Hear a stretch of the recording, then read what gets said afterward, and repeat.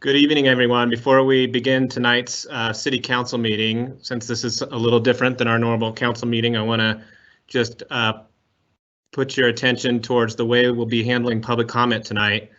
You may enter public comment by clicking Ask a Question in the sidebar and entering your name, address, and comment. If you'd like to speak to the council live during public comment using your telephone, please indicate in the Ask a Question sidebar, and you'll receive a call from the city to hear your public comment.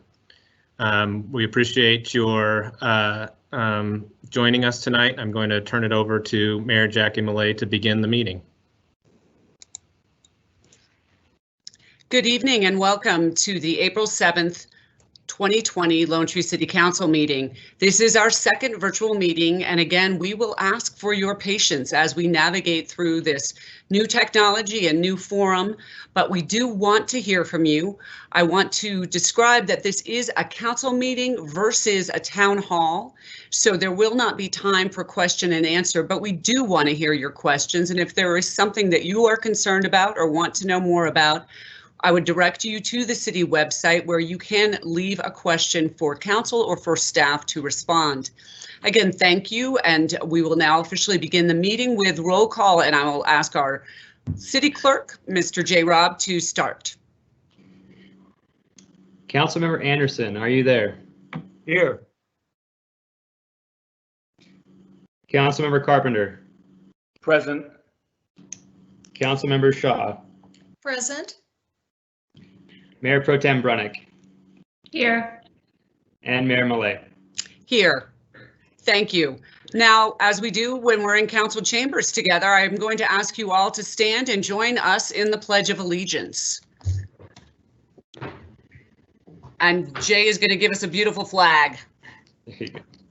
I pledge allegiance to the flag of the United States of America and to the republic for which it stands, one nation, under God, indivisible, with liberty and justice for all.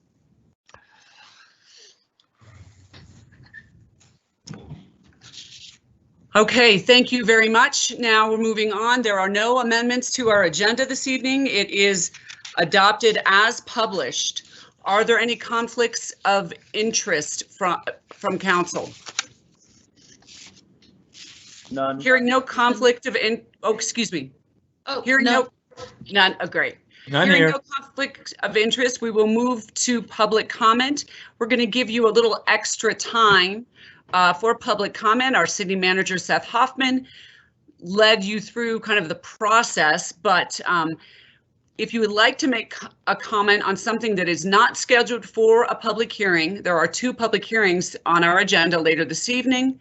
We would ask you to notify us, and there were no comments submitted ahead of time in writing, and I am waiting to hear from staff if they are receiving anything through our chat functions. We have not received any new ones.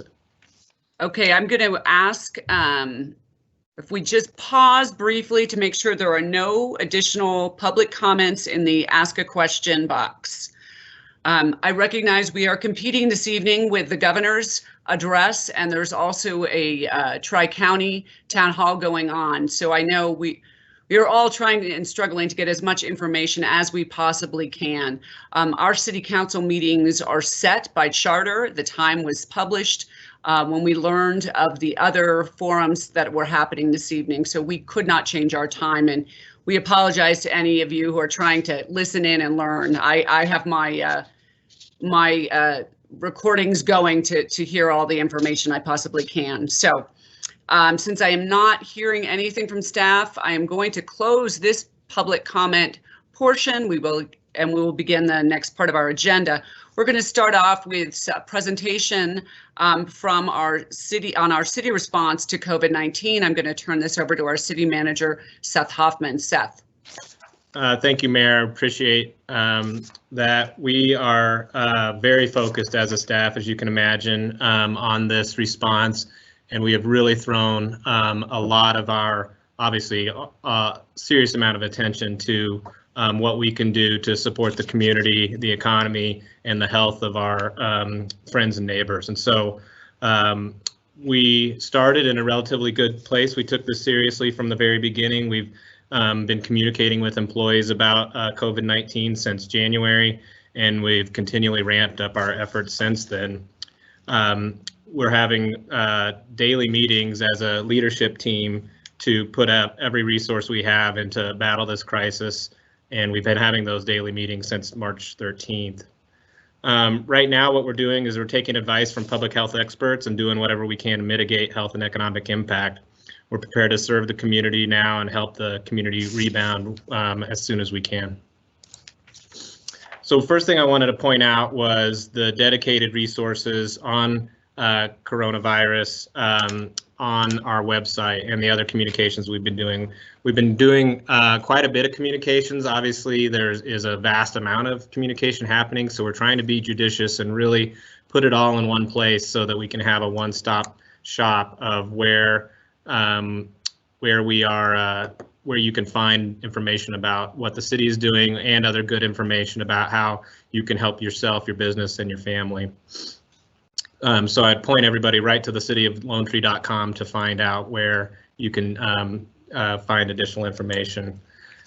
Secondly, on this dedicated site, we've really stood up a lot of resources for both individuals and businesses on the various ways that they can get help.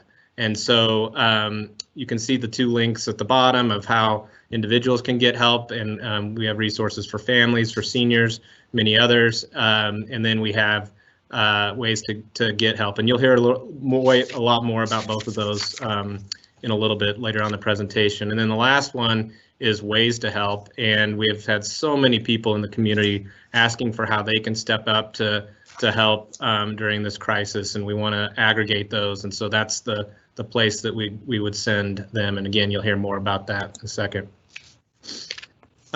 Really excited to say that so much of the work that we do is still able to get done, and those are a lot of that's due to early investments in technology and collaboration. So this site is online services, is where residents or businesses can do their normal, still access the city services that they rely on, and so we've aggregated those all in one place to make it easy to access the ongoing services that we have, and Kristen will talk a little bit more about what all those are pretty soon. Actually, she's going to talk about them now. Kristen Baumgardner, our deputy city manager, is going to take it from here on a few slides and give an update on where we are with ongoing city services. Thanks, Seth. Hello, everyone. I'm glad we can be together tonight, even if it's virtually. I wanted to give some exciting updates as far as what the city is doing on the day-to-day. After I kind of go through that, we will be showing all the new initiatives that the city has focused on, because there are obviously a lot of new needs for the community, but also just want everyone to know that, you know, there are many city functions that remain fully operational, and we too have had to adapt to the social distancing requirements. But as we always have, we provide service through the police department, our building department, community development, finance, public works, municipal and teen court, and our city council meetings, which you're seeing tonight through the virtual format. We'll get into a lot more detail about what the police department's doing with the public safety component later in the presentation, but I also wanted to just briefly touch on some of the other services that we are still providing.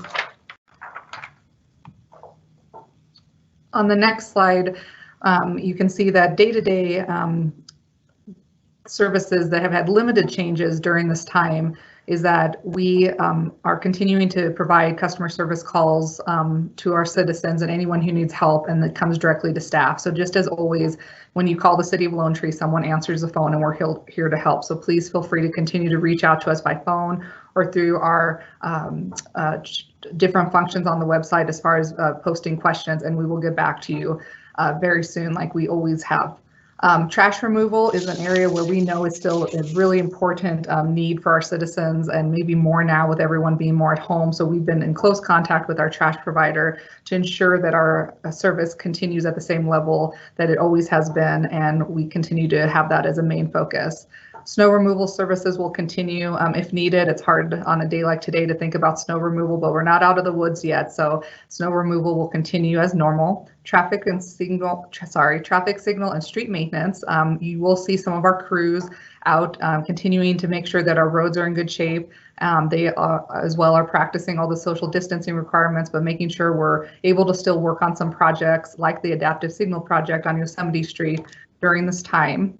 Ongoing capital projects are also continuing, so things that we have had under contract, such as Ridgegate Parkway Extension, we've been working close with all those contractors to make sure that they're following the guidance, but they are considered an essential service and are allowed to be out doing work still. And so we're happy that we're able to continue to keep those larger projects going. And then we've also been able to adapt some of our important community programs, like our teen court has been doing virtual panels so that they can keep processing those on an ongoing basis.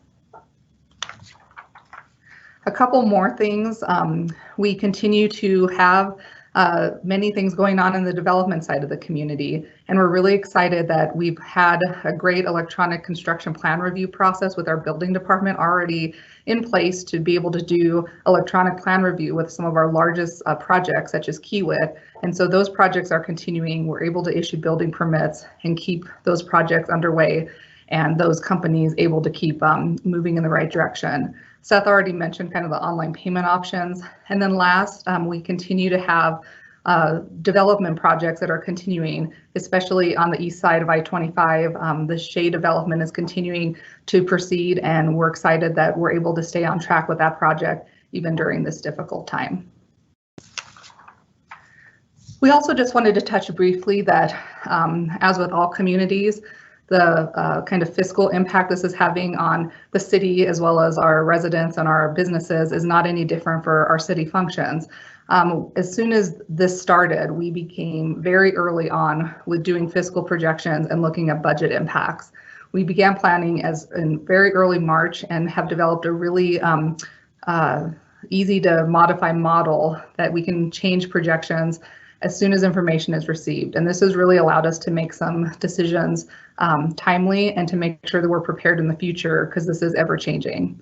Other things that have really helped us is that we've always been very prudent in making policy decisions on establishing reserves for the city. We have an operations working reserve that's established for situations like this, though none of us probably thought this specific situation. We've always had reserves in place so that if operations would at all be impacted, we would be able to have money if needed to support operations through that time. We also have several reserves in place for our bond payments, so we can continue to make those and have those obligations, and we could get fully through 2020 if needed with our bond reserves as well. So as we've looked at this, it is a reality that 68% of our general revenue comes from sales taxes in the city of Lone Tree. And obviously that's a big impact because of the businesses that are shut down at this time. We will be impacted by this, but it's also critically important that we will continue to be able to pick up right back where we left off when the community does open up. And so in looking at different decisions, we really went through and had some hard discussions with our department directors as well as city council, and we reviewed all areas of the budget, both operating and capital. We really focused in, and currently we are able to offset the majority of our projected revenue decreases by holding off on new contract commitments, freezing new hiring, and also looking at the realized budget savings we're seeing. Some of those savings are due to some of the early contracts we were able to secure at great rates before this happened. And other budget savings we have looked at there are some impacts just with having some of the city buildings closed, limited staff in the office. So we've looked at all areas, and like I mentioned, can offset the majority of the projected revenue decreases with these actions. At this time, the working reserves are in place, and we'll continue to monitor everything closely. But I want to thank my fellow department heads and city council for getting on this so quickly. I feel like we're in a really good place, and we'll continue to update the community as we have more information.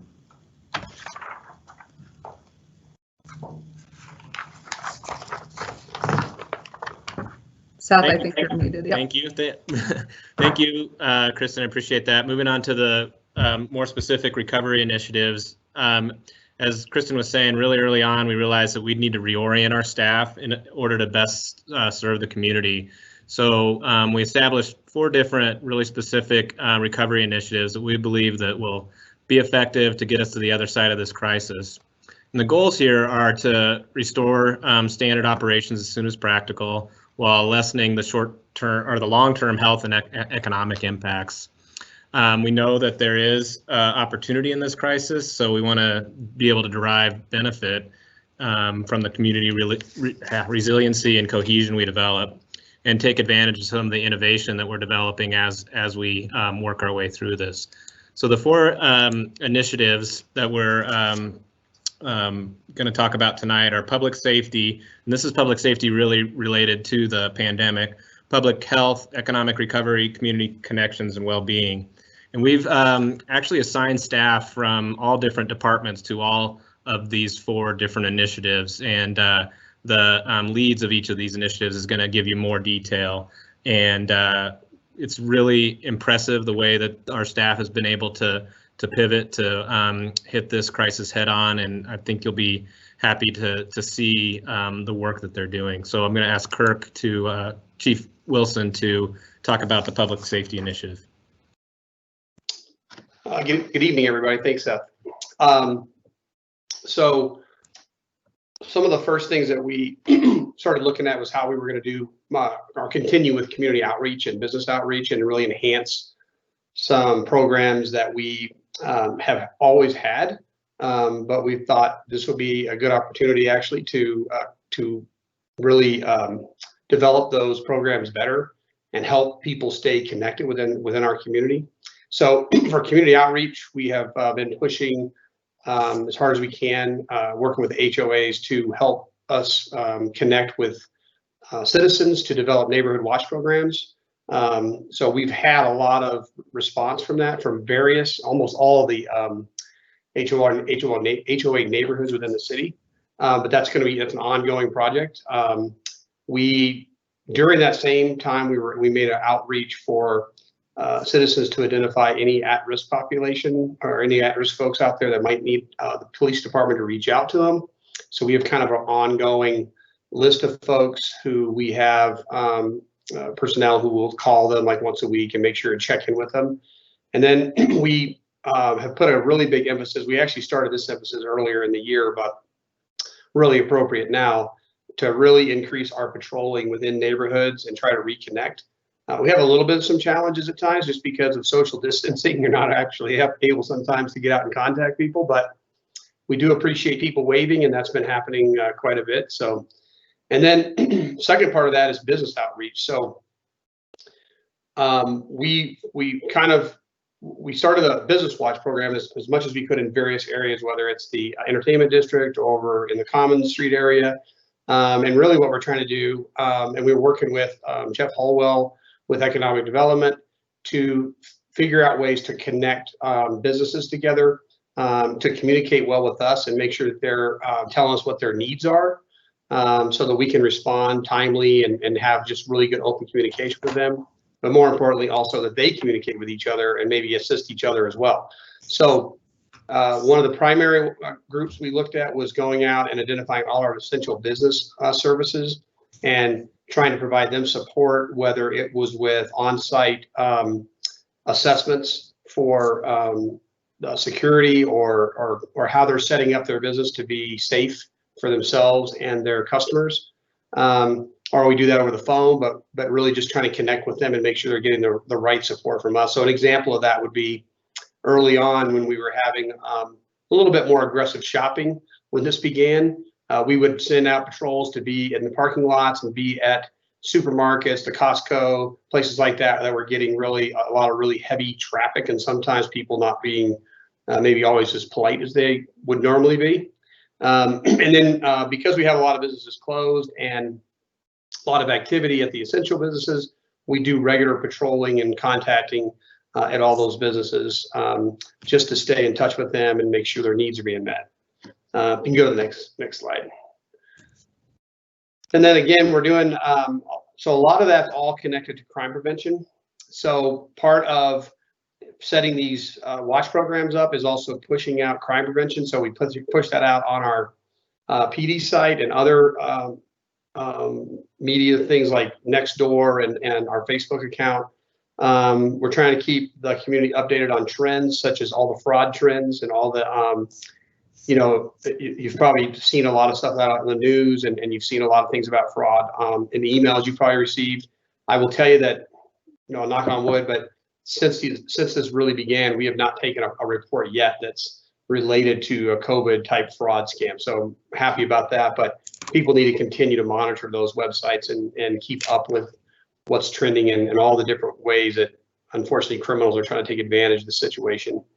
And then we have maintained and strengthened some of our partnerships. So I meet weekly with, virtually, but I meet weekly with the 2 chiefs and the sheriff to just discuss issues they're having, and then also talking about policy type things and just making sure we're staying as close as we can to kind of the same plan moving forward, and also to be able to share resources. And then other regional partners, staying in close contact with RTD, staying in close contact with medical providers like Skyridge, having ongoing meetings and discussions with them just to make sure we know that the police department's available to meet their needs, and vice versa for that matter. And then pretty early on, as this thing was sort of developing worldwide, we started looking at some of our officer safety methods of how we're going to protect our folks. So we secured personal protective gear and actually gave our officers kits as far back as the March 10th. And so by that time, they had already had all their kits in place. So they had personal protective gear. We started implementing a lot of safety guidelines with the help of Bill Medina and his team, giving us good information about what we should be doing, but really just implementing procedures of safe distancing and disinfecting your work area. Police officers share a lot of common work areas. So I'll just give you an example. So the car is shared typically by 2 to 3 different employees and is running almost all day. And so that car needs to be cleaned and disinfected every single time someone uses it. So we implemented that really early on. So while we've had a few folks that have been ill, we think that mitigated the chances of exposure to other employees.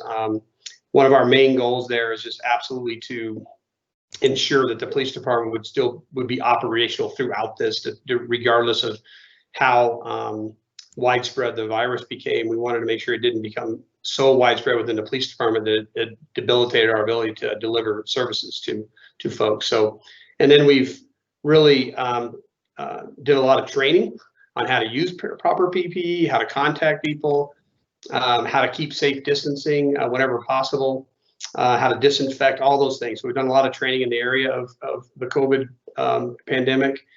And then I think the other thing I just want to mention is that, again, really early on, really just the message I wanted our officers to hear and really to deliver was being good leaders for the community, being a good example for the community.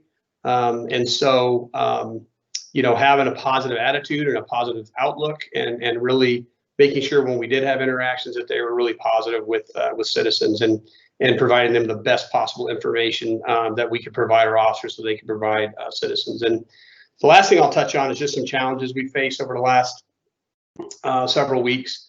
As this thing has, for a while we weren't going, 24 hours without a change in some kind of new procedure or new ruling or order.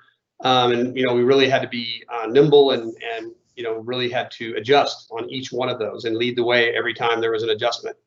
But what we found is we're getting a lot of calls because there are people that are not still following the public health orders. And so, well, that's been a challenge with, I would say the majority of people are trying to follow the public health orders. And then there's a small minority that have, that don't follow the public health order. And those are difficult and challenging calls for officers to go to and try to enforce distancing and that type of thing. So one, just, ask the public again to really, recognize what those public health orders are and follow them.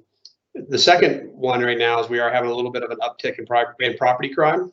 And so, Mainly, it's the same type of crime we've seen in the past where it's more opportunistic. So keys left in vehicles, keys left or vehicles running and they're getting stolen. Valuables left in cars in plain sight. And really, so again, that challenge is can be mitigated quite a bit actually with just good safe practices by everybody of removing your valuables, don't leave them in plain sight, don't leave your car running, and don't leave your garage door open or in your vehicle on the street so that someone could enter your house. Things like that are really important right now to be really vigilant. And again, that's why we're working on Neighborhood Watch and Business Watch and really trying to help each other, remind everybody to do those things. So those are probably our two biggest challenges that we're facing right now, other than just trying to keep all of our officers safe and healthy. So thank you. Thanks, Kirk. We'll keep this moving and ask Bill Medina, our Administrative Services Director and Emergency Manager, who's leading the Public Health Initiative. Thank you, Seth, and good evening, everyone. So with the public health initiatives, we have a dedicated group of staff members that are working in 5 different focus areas, and I'll briefly touch on each one of them. The first and possibly the most important is public health information. We are trying to respond as quickly as possible to inquiries from our citizens that are submitted through our community contact form. Most of those questions concern interpretations of the public health orders that are out there, and some enforcement questions, which in conjunction with the police department we are answering. Anybody who's Googled COVID pandemic realizes that there is a plethora of information out there and it can be somewhat overwhelming. So we have staff members that are dedicated to monitor the CDC at the federal level, at the state level, as well as the local level. So we're looking at all of the public health sites and making sure that we're pulling down the most important and relevant information. And we're taking that information, sharing it with the public through our website, but we're also providing it to the other initiatives so that they can properly do their jobs. It has really been a challenge to keep up with the fast-moving pace as the chief talked about. So this is a very important initiative for us. Okay, so we'll move to the next one, Seth. And the next 3 focus areas are testing, tracking, and treatment. And this is really probably the fastest way that we're going to get to the other side of this pandemic. This is something that the city manager has put a lot of emphasis on, and I briefly want to describe why it's so important. So the first thing in testing, that's diagnostic testing as well as antibody testing. So with diagnostic testing, we're trying to identify who has the disease, and so that we can properly isolate them and prevent the spread. For antibody testing, we're looking at who has recovered from the disease so that they can re-enter the economy and help us get things moving again. For tracking, this is really about identifying those individuals that have symptoms and are sick and who they've come into contact with so that we can help implement very targeted measures in order to prevent the spread, instead of large citywide, countywide, statewide measures that are currently in effect. And then with treatment, we are supporting, as Chief Wilson talked about, we're supporting the hospital to make sure that they have the access to some of the resources that we may be able to assist with at the city level, working with both our partners at the county and also at the state level. So this is an area that we're really trying to gain some traction in, and hopefully soon we'll have a lot of success here. Okay, can you go to the next one, Seth? And then the last one is about employee health, and this really is making sure that our employees have access to the resources, the information they need to ensure that they remain healthy so that they can continue delivering services to the city. We're collaborating with a lot of other jurisdictions to make sure we're sharing best practices, sharing resources, and all kind of contributing towards the intent of keeping our staff safe and healthy so that we can continue serving the citizens of Lone Tree. And I think I'm followed by Jeff. Yep, thank you, Bill. We'll go to Economic Recovery, led by Jeff Hallwell, Economic Development Director, our Director of Economic Development and Public Affairs. Thanks, Jeff. Thank you, Mayor and Council. Thank you, Seth. I'm honored to be leading the Economic Recovery team, and I'll briefly run through my slides. Our work has already begun, and in fact, the economic emergency of the last month has led us to do several things that you can see listed here, including being very attentive to communicating with our business community, keeping our website completely up to date with business resources and information, being on top of what is happening in our community around business closures, unemployment, layoff announcements from a variety of companies. Also making sure our essential businesses are served, as the police chief mentioned, following the federal legislation, including the most recent, the CARES Act, which provides resources to local governments, small business, large business, and is one of the many steps they're taking to address the economic impacts of this crisis. Lone Tree Eats, the social media campaign to support our takeout and delivery that restaurants in the city are choosing to participate in. If you haven't yet, please support our local restaurants. And finally, and probably the most important thing, is we're working to connect our business community with the SBA's economic disaster injury loans and payment protection program loans, which are big in the news today. These, quite frankly, could be the lifeline for several businesses who need to continue their payroll and rent payments during this quarantine. In fact, there's been several stories recently that it's been tough to find these revenues, but at the same time, I've heard just as recently today as the federal government wants to put another $250 billion into this program to make it work. So if we can connect our community with these loans, we'll be in great shape. Next slide, please. Economic recovery looks a little different. We're going to be working around what may come next in a federal stimulus act, looking for potential local government reimbursements in this process, keeping track of business openings, business closures when we find ourselves on the other side, and then make sure we take care of local business investments in our businesses themselves, transportation and infrastructure, and then ensuring that our shopping centers, business parks, our special districts and business improvement districts are working to make sure that they're supported as well. We also think we might find grants in the Economic Development Administration and through the Community Development Block Grant. Next slide, please. And quickly, economic resilience and development will be very similar to, honestly, what we've done for the last 20 years. Our economic development policy will need to be evaluated, as we always do. A focus on primary jobs, not only for retaining and attracting new jobs, but making sure our residents are well employed. We'll have a focus on small business support, retail support, housing development, and then the long-term Lone Tree development plan. Thank you.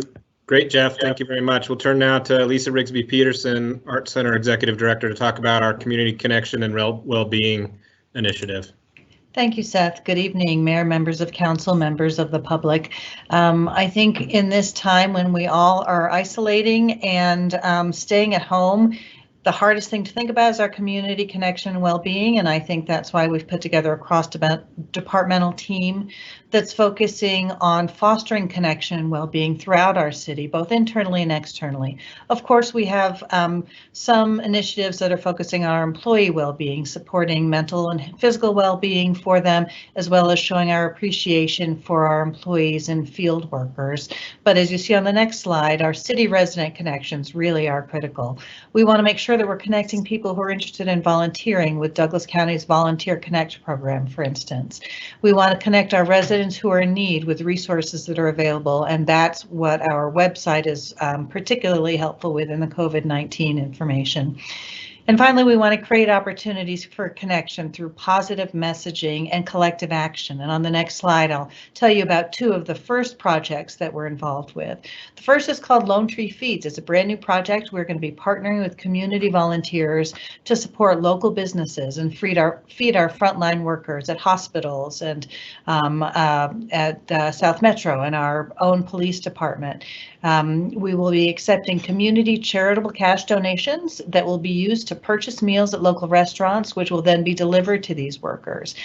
We hope to get that site live tomorrow on the City of Lone Tree's website, so please take a look at that, and we would love your support. The next project that we're focusing on is a mask project. We know that the direction now is wearing masks in public is recommended for everyone. So we're partnering both with staff and community volunteers to create and distribute masks to essential business workers, perhaps people at some of our essential businesses who are still open but don't have those particular masks that they might need. And finally, on the next slide, you'll see that it's really important for us to focus on the good things that are happening in our city. So we've created the hashtag #LiftUpLoneTree, which highlights a lot of the positivity that we're seeing every single day by our residents and in our city. Thank you, Lisa. And we'll just wrap up here. We have seen positivity all over the city, and we're so fortunate that we have a community that's really coming together. I think that that's going to be what we see, and hopefully what our memories are of this crisis is the way that the community has come together. I'm really proud of the way that our staff has come together, and think that we're going to be able to come out of this quicker as a result. So if there's any community member questions, the best place to go is to cityoflonetree.com/contact. But I also would say, echo what Kristen said, is we always answer the phone, and we're doing that still at 303-708-1818. And with that, I'll ask if any council members have questions that we can answer.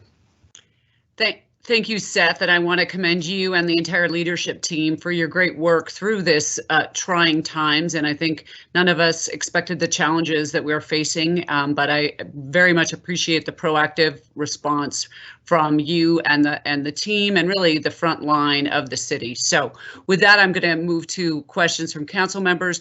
Any comments, questions from our Mayor Pro Tem Brunick? No questions from me. Okay, Councilmember Anderson. No questions at this time. Councilmember Carpenter.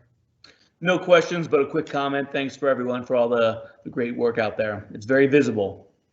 Thanks, Jay. Also, Councilmember Shaw.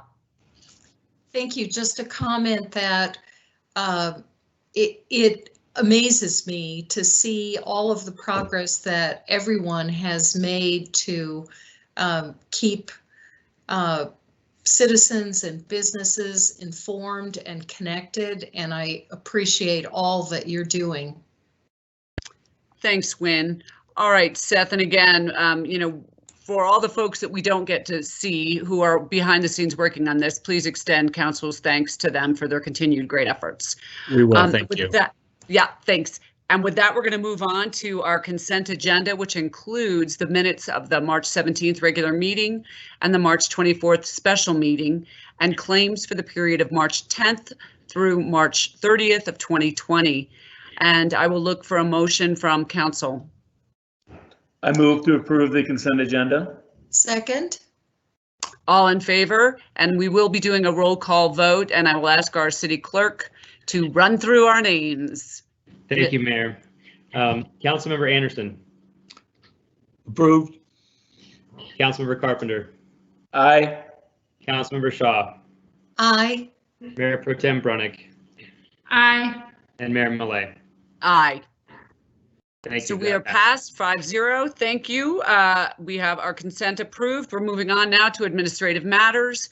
The first item is an amendment to the City Council adopted policy number 20-01 on electronic virtual meetings and public hearings. I'm going to turn over to our City Attorney, Linda Michow, to guide us through this one. Thanks, Linda.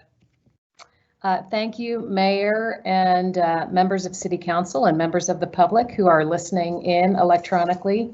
I do appreciate the opportunity to present this electronic meeting policy to you electronically.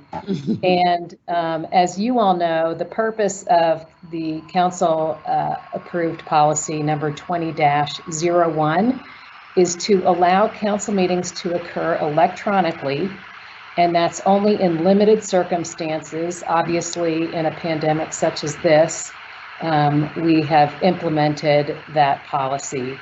That policy was adopted, as you all know, on March 17th of this year, and it is consistent, and I do want to make this point, with the open meetings law. The open meetings law, in fact, recognizes that meetings can occur both electronically and/or telephonically. So we are being consistent with the Colorado Open Meetings Law in that regard. Now, of course, since March 17th, when you adopted this policy, things have rapidly changed, including Governor Polis's executive order that extended the stay-at-home requirement until April 26th. And while the original policy adopted just 2 weeks ago excluded quasi-judicial public hearings from occurring within the electronic format, I believe the city would like to continue the business at hand and would like to move forward with some pending public hearings that were continued from your last meeting, with the hope that we would get through this pandemic sooner than we have been able to. So the proposed amendment to Council Policy 20-01 is to allow for electronic public hearings. And of course, with that provision, we do need to consider due process requirements that are attendant upon any quasi-judicial public hearing. And those due process requirements require notice to the public, as well as an opportunity for interested parties to participate. And I'll say that interested parties is not necessarily every single member of the public, but those parties who may have a legal interest in the public hearing matter at hand. So for example, in a liquor license public hearing, interested parties may include other liquor licensed premises and residents within the neighborhood of that liquor licensed premises. So with the allowance of quasi-judicial public hearings and legislative public hearings, for that matter, to occur in a virtual setting, we have included various safeguards within the policy to ensure that due process is adhered to. That includes that interested parties are able to participate in a meaningful way, that the public be able to participate through various modes of communication, and that includes not only the chat function that Seth identified, but we've also provided an opportunity for the public to phone in their comments or to provide written comments ahead of the meeting. We're also requiring that any public hearing be recorded, and that obviously the recording be preserved. And we're trying essentially to have the entire public hearing proceeding parallel as closely as possible to those in-person public hearings that we're also familiar with and accustomed to conducting. So with that, I'll entertain any questions you may have, and if there are none, the next slide has the proposed motion for City Council to consider. Okay, thank you, Linda. Let's run through Council Mayor Pro Tem Brunick. Any questions? No questions for me, just glad to see us move in the direction of being able to do the quasi-judicial in this format, so thank you. Council Member Anderson? No questions, but certainly also appreciate that we have developed this capability and that we're all learning how to use it. Council Member Carpenter? No questions for me, thanks. Council Member Shaw? No questions here. Great, and I think it is important that we continue to do the business that we can accomplish in the city as effectively as possible. And so I want to thank our city attorney and staff for putting this together, and I will look for a motion from council.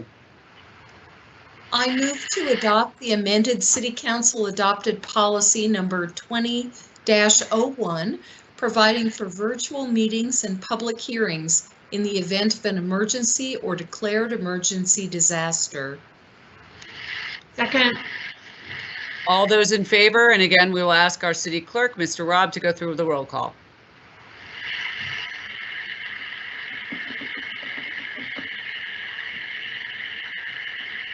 He might be busy getting ready for the next one. I'll go through the roll call. Councilmember Anderson. Aye. Councilmember Carpenter. Aye. Councilmember Shaw. Aye. Councilmember Brunick. Mayor Pro Tem Brunick, excuse me. Aye. Same person.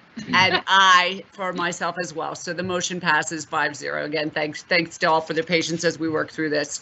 All right, moving on to our next agenda item.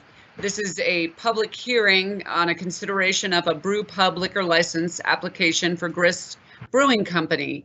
I am going to request a motion from council to recess our city council meeting and convene as the City of Lone Tree Liquor License Authority new licensing division. So moved. Second. And I will ask all those in favor, Councilmember Anderson, Aye. Councilmember Carpenter, Aye. Councilmember Shaw, Aye. Mayor Pro Tem Brunick. Aye.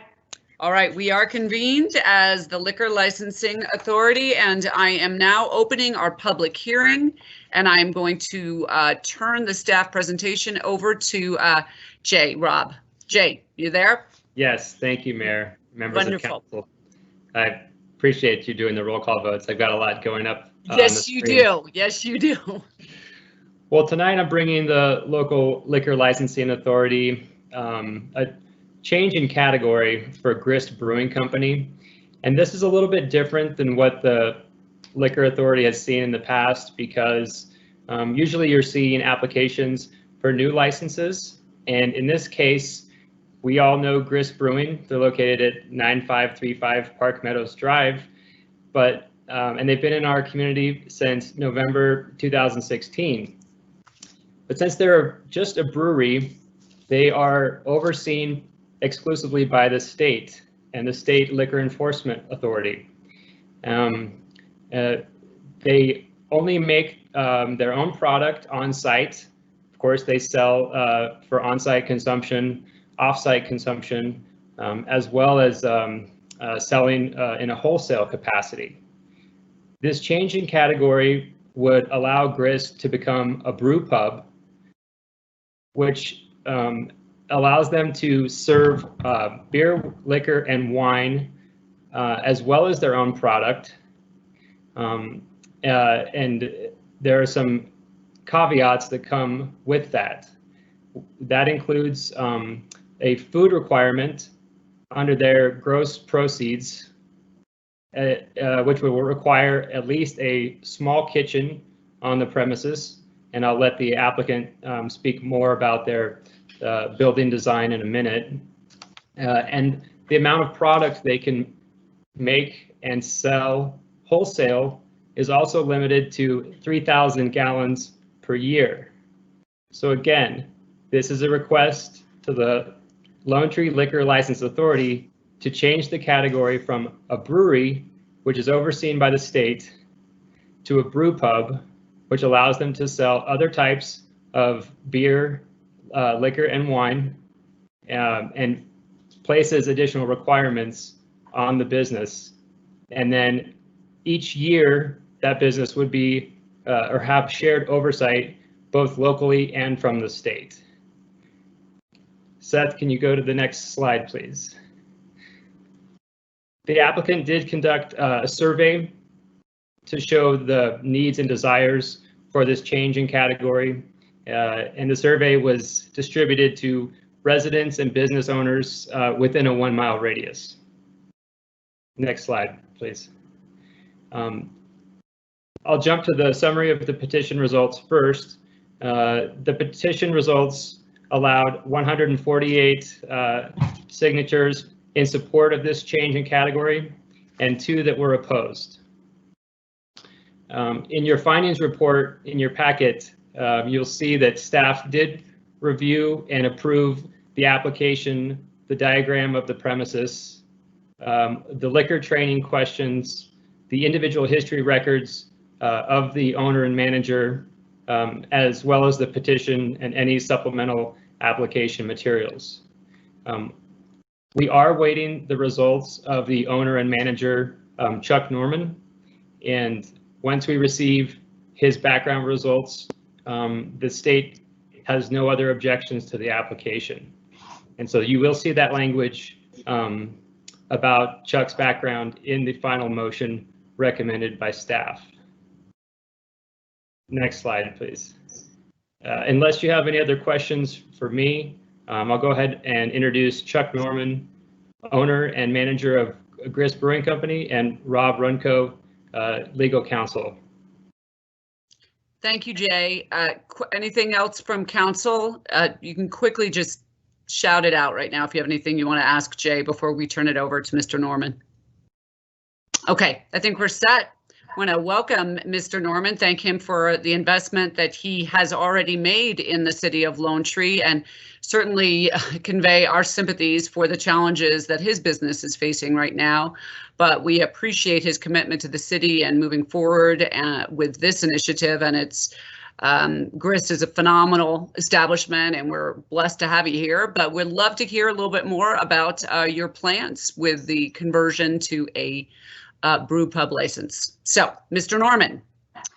Thank you, Mayor Millet. It's an honor to be here.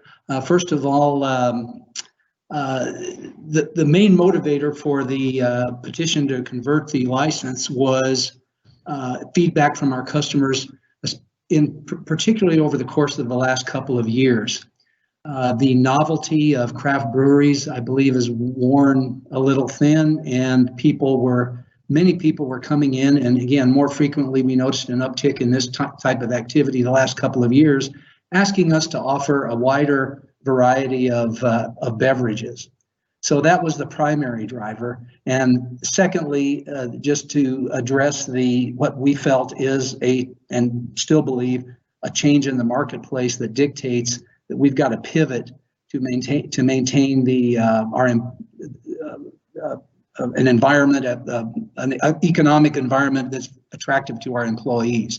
So those are the two main drivers that prompted us to, after 7 years, I believe someone indicated we were open since November 2016, but our original brewery, which is located in unincorporated Douglas County, about 12 miles to the west, was opened in 2013. And as you probably are all aware, members of the Liquor Licensing Authority, we're converting both of those. In fact, we have to. And this afternoon, that petition was approved by the Douglas County Board of County Commissioners. Wonderful. And I think you also need to be congratulated on never having a violation of the liquor of underage selling or any other liquor violation in the time you've operated in the city and the county. So we appreciate your good stewardship. So council has seen the packet, and you were very thorough in your responses to the questions, but I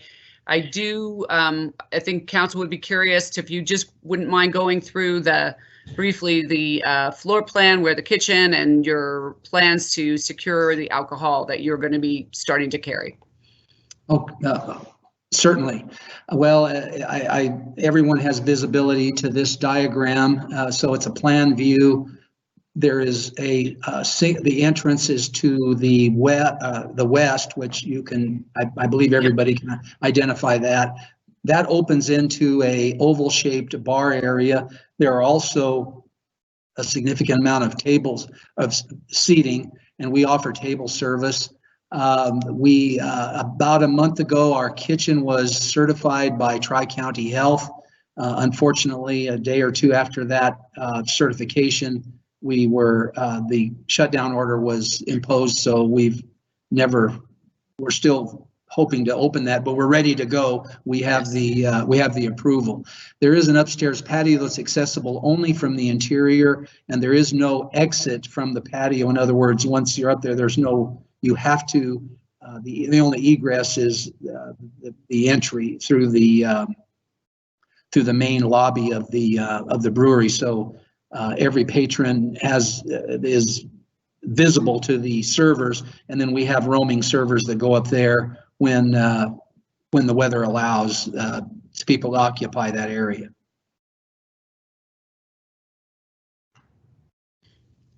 So I think council has reviewed the packet, and I'm going to pause for a second and ask council, is there a specific, do any of the council members have a specific question for Mr. Norman regarding our supplemental questions that we have put together? And I'm going to quickly run through. Council member Anderson, any questions? I'm hearing none from Councilmember Anderson. I'm going to go on to Mayor Pro Tem. No questions. Okay, thank you.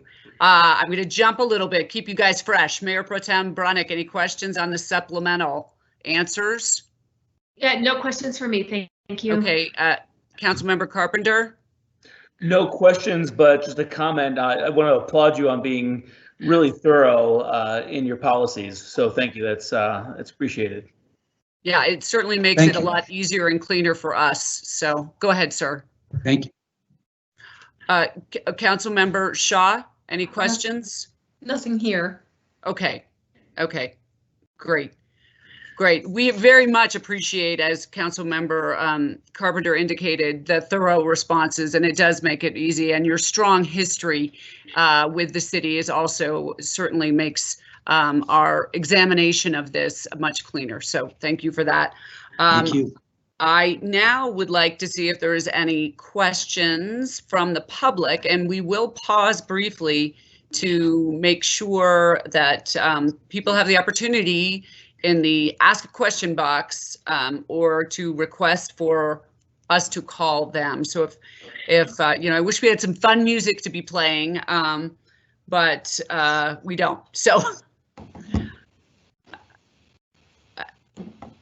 and Jay, I'm assuming there is nothing coming in, or you will let me know if someone does try and reach in.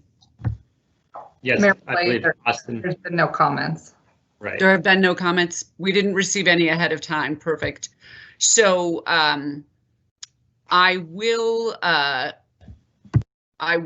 close our public hearing, and assuming there are no other questions from council, I will look for a motion. So give you a pause. Is there anyone with an additional question from council? Okay, seeing none, I will look for the motion. I move to approve a new Colorado Brew Pub liquor license for Grist Brewing Company, LLC, DBA Grist Brewing Company, based on the findings of fact set forth in the staff report, conditional upon the applicant passing a background check. Second. All those in favor will say aye. Jay, are you going to do the roll call? Yes. Okay. Councilmember Anderson. Aye. Councilmember Carpenter. Aye. Councilmember Shaw. Aye. Mayor Pro Tem Brunick. Aye. And Mayor Millet. Aye. Motion passes unanimously. Again, Mr. Norman, we want to say thank you. We so appreciate your continued engagement and involvement in the city of Lone Tree. But as with any other liquor license that is given by the city, we always want to add the cautionary note. We appreciate your strong record and the fact that you have had no violations, but we want to let you know that as part of our due process as a city, we will be going in to do compliance checks. And we look forward to you continuing to pass those, but having a liquor license in the city of Lone Tree is very, very serious. And we want to make sure that anyone who does have the license is operating in a manner that is responsible, is ensuring no one is overserved and no one underage is served.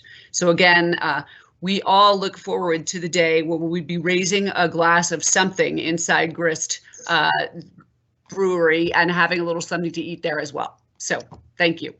Thank you, Mayor Millet. I'd like to express my appreciation to the professional staff of the city of Lone Tree who have been very helpful to us, not only in this process, but since we opened that facility about 3 years ago. And the list of names is too long to list here, but you have a great team, and we are honored to be in the community, and we will take that the new liquor license that you've awarded us. We will take it very seriously. Thank you, and we so appreciate the wonderful comments about our staff. We know how hard they work, but we always love to have that be acknowledged by the people they are interacting with. So thank you very much. We will let you get on with the rest of your evening. We'll move on to our next agenda item. And again, thank you for your support and investment in the city of Lone Tree. It is very much appreciated. Thank you. Okay, thanks. All right, next on our administrative matters agenda is a public hearing on ordinance 20-03, an ordinance amending the City of Lone Tree Municipal Code to add a new chapter 12 entitled Metropolitan Districts. This is the second reading, and I will turn this over to our city attorney, Linda Meachout, for the presentation. Thank you, Mayor, members of City Council, and members of the public. Can you all hear me? Yes. Great. Yes. Okay, thank you. Well, I appreciate the opportunity to be here to finally present to you second and hopefully final reading on ordinance 2003. It has been a long road, and just by way of background, I wanted to remind everyone that we have proposed regulations through this ordinance in 3 separate study sessions, including one in November of 2019, one in January, and one in February of this year. We've also had essentially 2 first readings of the ordinance to continue to allow stakeholder input and to ensure that the full City Council was here to consider the ordinance on final reading. And I would also like to note that we have modified the ordinance based on our partners and stakeholder input. And I feel like through these various iterations, we really do have a good final product to present to City Council this evening. So as I've explained to everyone before, the purpose of the regulations is to provide a framework to formalize expectations for new metropolitan districts seeking to form within the city limits. It also provides procedures and criteria by which to evaluate those new special districts. And finally, it encourages existing districts that were formed under the auspices of Douglas County to petition the city to become the approving authority.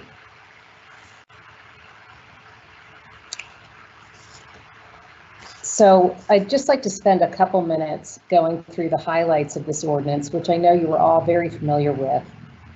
Most of these are financial parameters in which we expect metropolitan districts to operate. And I would also like to say that, of course, within these financial parameters, ultimately, it's up to City Council to determine, based on an individual service plan that comes before you, what those parameters will be. But we've intended to create this framework to provide those expectations to petitioners. So as I've said before, there is a proposed debt limit, which would be 125% of the estimated costs of public improvements that would be shown in their capital plan, which is part of their service plan application. We've imposed a debt mill levy imposition term of 35 years. Initially, in an earlier draft of the ordinance, we had set that at 30 years, but through dialogue with our stakeholders and various existing metropolitan districts, we decided to expand that out to 35 years. And of course, perhaps most importantly, we've included an expectation that there be a city regional improvement mill levy share back to assist the city with important capital and maintenance dollars for infrastructure, because of course, as we all know, the city doesn't have its own property tax. So a few other highlights: we would require a city district IGA that would reflect the terms of agreement, including the mill levy share back. We also require ongoing compliance components, such as having districts report budgeting and audits to the city on an annual basis. And that requirement is applicable not only to new districts, but to any existing district operating within the city limits. And then we also have some remedies in the event there is non-compliance with a district service plan, and that could include the city seeking an injunction. We could have contractual remedies through the IGA, and we could also withhold any building permits or other land use approval permits that may be pending. So switching gears a little to the model service plan, and I think you are all aware, members of council, that the model service plan is referenced in the ordinance. However, it's a separate document and that is approved administratively. So that creates a little more flexibility in terms of addressing any special requests of a proposed metropolitan district. And within the model service plan, there's a lot of overlap with what's in the service plan and what's in the ordinance. So I'll try to highlight those that aren't overlapping. The model service plan requires that any inclusion or exclusion of metropolitan district property be submitted to the city for approval. And then we also have additional financial parameters, essentially involving private debt. We would require that any private debt, and that would be debt that doesn't go through an underwriter, that could be through a bank or through a developer loan. So any private debt would require an external financial advisor's certificate of reasonableness. We would also require that any developer reimbursements for advances also include engineer and accountant reports to qualify that those reimbursements are accurate. Next slide, please. We also have a requirement in there that any private debt be reviewed by the city prior to issuance, and that's already a component in some of the existing service plans the city has with their metropolitan districts. An additional element would be the developer debt would be subordinate to any other debt, and that it would be expiring and forgiven after 20 years if it hasn't already been paid back.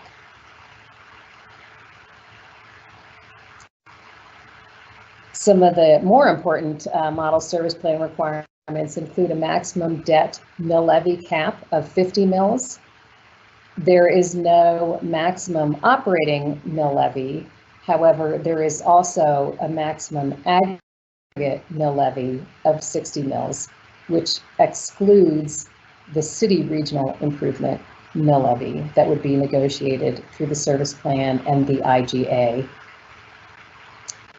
And then finally, there would be a total amount of dollars of debt proposed in the model service plan. Finally, and I think this is also another very important component of the model service plan, we have some proposed fee limitations. As you know, metropolitan districts can not only impose property taxes subject to Tabor and voter approval, but they can also impose various fees.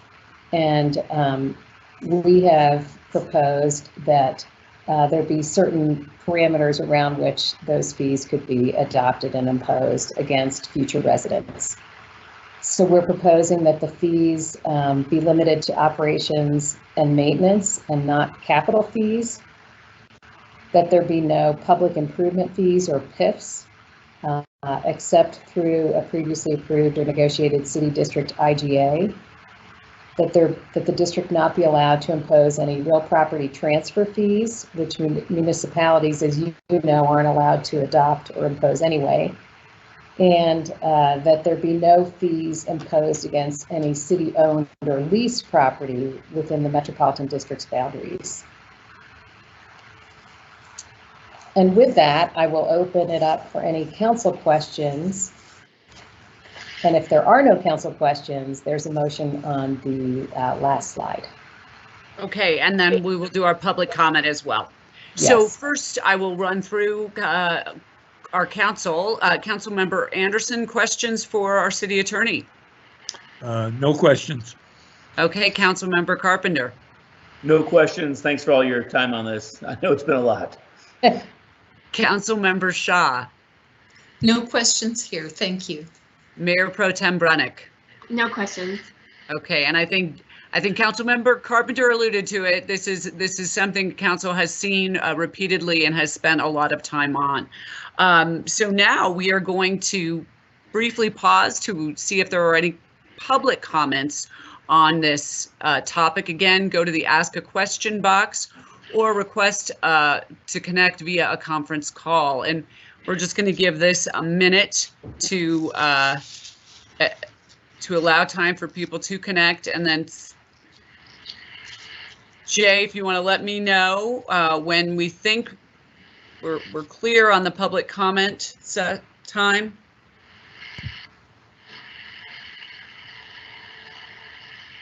I can point out there were no written comments that were received ahead of time regarding this. Mayor, there are no comments that have been issued. Okay, I will then close our public hearing, excuse me, and I will ask for a motion from council. I move to adopt ordinance number 20-03, amending the City of Lone Tree Municipal Code to add a new chapter 12 entitled Metropolitan Districts on second reading. Second. Okay, we'll do our roll call vote. Again, Jay, are you ready to move on that? Yes. Great. Councilmember Anderson. Aye. Councilmember Carpenter. Aye. Councilmember Shaw. Aye. Mayor Pro Tem Brunick. Aye. Mayor Malay. Aye. Okay, passes 5-0. And again, thanks to staff and council for your great work on that motion. That does conclude our meeting with the exception of council comments. And typically each individual council member has the opportunity to address their peers and staff and our audience with the work that they have been doing over the course of the past few weeks on behalf of the city. Given the uncertainty and unprecedented times, council has yielded their time to me tonight, so I can say some very important thank yous. First, I want to say a tremendous thank you to my fellow council members. I don't think any one of you individually or collectively we thought that we would be steering the city through these uncharted waters. And I have to say I could not ask for better partners alongside me as we navigate this path together. So thank you, council, for your great dedication to our city. I also need to highlight the outstanding effort by the City of Lone Tree staff. Frankly, you have been remarkable. You have been proactive. Your efforts, your resiliency, your innovation will really make the difference for the impacts to this community.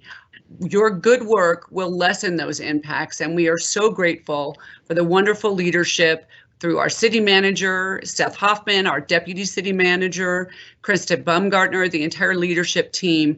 We know how hard you are working, and we see you, and we really, truly appreciate you. And finally, I want to say a tremendous thank you to the residents and the community of Lone Tree.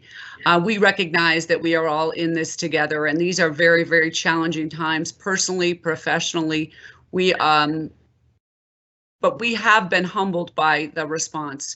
I think the chief alluded to some challenges that we may be facing in the future as these stay-at-home order continues. But for the most part, the City of Lone Tree, our hat is off to you. You have stood up. You have been true champions for the stay-at-home order.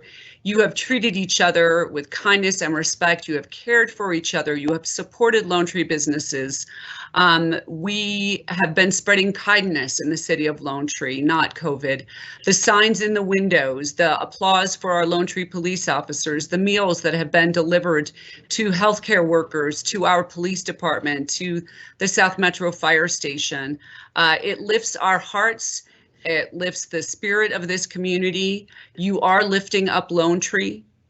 This crisis will end. We will be stronger together, and we just want to thank you on behalf of council for the tremendous work you're doing in the City of Lone Tree. So with that, I will conclude our virtual meeting. I want to again say thank you for your patience as we have worked through the challenges of this. It is new for all of us, and we are all longing for the day when we will be meeting in person. So with that, our meeting is adjourned. Thank you.